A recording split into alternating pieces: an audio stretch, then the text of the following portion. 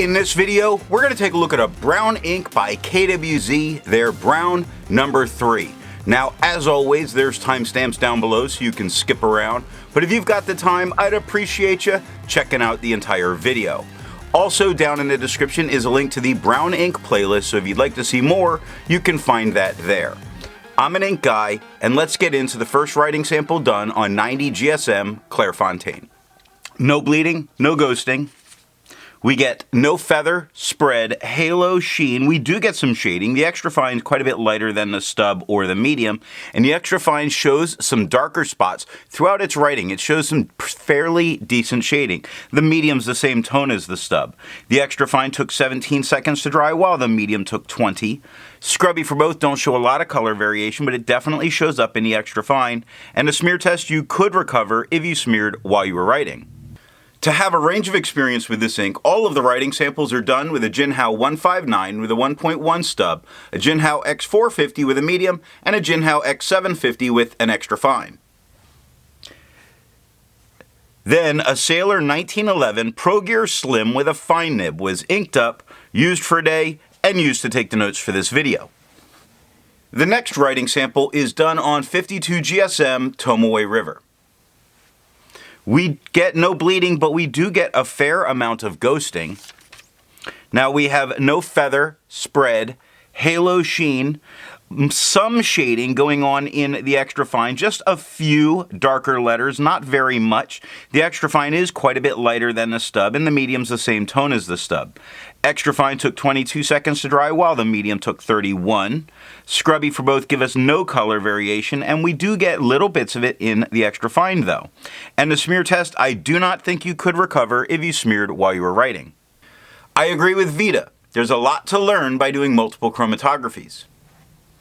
The one on the left is done the way it's supposed to be done. A line of ink is put down, and then it's put into water for 10 to 15 seconds. And we see this very dominant red that's pushing its way up.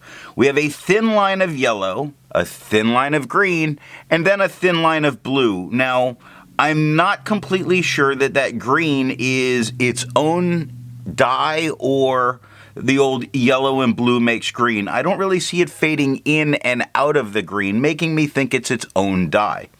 The one on the right is let dry for 10 minutes before it's put into water, and everything looks very much the same. The line at the bottom looks quite a bit darker and more there, suggesting some permanence, but I'm not expecting it. The next writing sample is done on 80 GSM Rhodia dot pad. No bleeding, no ghosting. We get no feather, spread, halo sheen, no shading here at all. The extra fine is quite a bit lighter than the stub. The medium's the same tone as the stub. The extra fine took 18 seconds to dry, while the medium took 23. Scrubby for both give us no color variation. We really don't get it in the writing. And the smear test, there is a chance that you could recover if you smeared while you were writing. Resistance tests are done to see how this ink can be expected to perform on the page, and more importantly, how hard it may be to clean from your pen.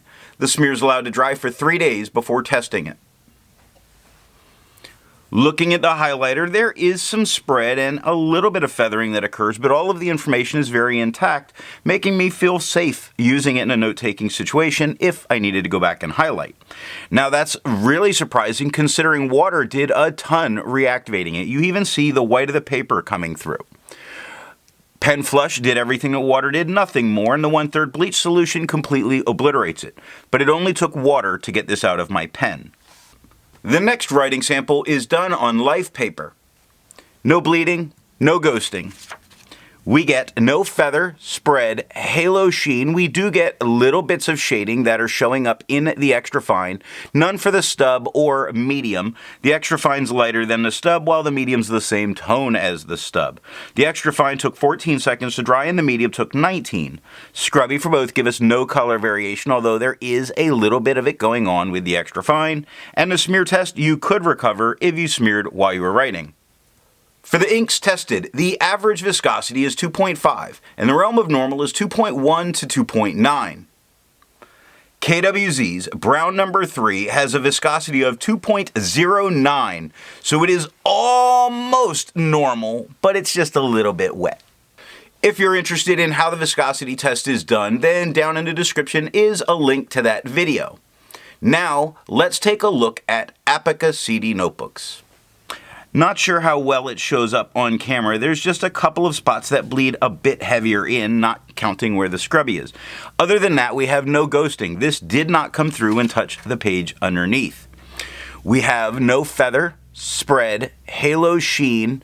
We get no real shading in any of the writing. I really would like to think I see a spot at the R in brown, but that's it. The extra fine's a lot lighter than the stub, and the medium's the same tone as the stub. Extra fine took 10 seconds to dry, while the medium took 14.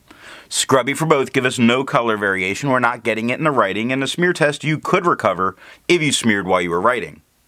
For the inks tested, the average dry time is 17 seconds, and the realm of normal is 13 to 21 seconds.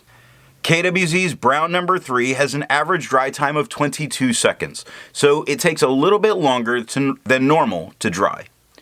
The last writing sample is done on Franklin Christoph paper. We get no bleeding, no ghosting. We have no feather, spread, halo sheen, and no shade. The extra fine is quite a bit lighter than the stub, but the medium's the same tone as the stub. The extra fine took 9 seconds to dry, while the medium took 11. Scrubby for both give us no color variation. We don't get any in the writing. And the smear test, there's a maybe you could recover if you smeared while you were writing. Instead of finding inks that look like KWZ's Brown number 3, I'd prefer to find an ink that complements its color on the page. I decided to go with a blue ink by Herbin, their Bleu Azur. Now, if you'd prefer a different complement color, then down in the description is a link to those color playlists. So what do I think of KWZ's Brown number 3?